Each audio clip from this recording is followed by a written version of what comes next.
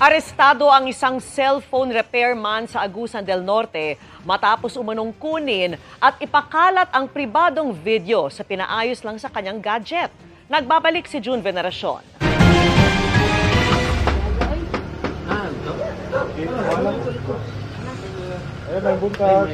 Hindi katok mula sa mga customer ang gumising sa isang cellphone repairman sa Habonga, Agusan del Norte isang umaga, kundi mga pulis na aaresto pala sa kanya. Sa bisa ng cyber warrant mula sa korte, nakita sa cellphone ng repairman ang mga pribadong video ng kanyang customer. Ipinagawa lang daw ng 15 anyos na lalaking customer ang kanyang cellphone sa suspect. Pero pati laban nito ay pinag-interesan daw.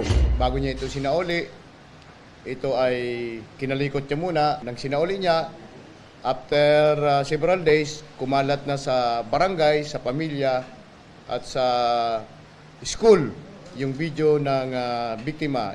Ipinakalat daw ang mga video sa isang group page sa pamamagitan ng anonymous account ng suspect, kasama sa pribadong video ng customer ng kanyang girlfriend na edad 17 na siyang nag-report sa anti-cybercrime group ng PNP, kaya nagsagawa ng operasyon.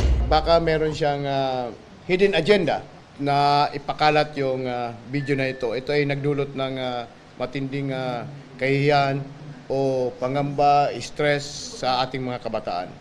Nakakulong ngayon ang suspect sa Habonga Municipal Police Station matapos ang pahad ng reklamong paglabag sa Anti-Online Sexual Abuse or Exploitation of Children at Anti-Child Sexual Abuse or Exploitation Materials Act. Wala pa siyang pahayag sa ngayon.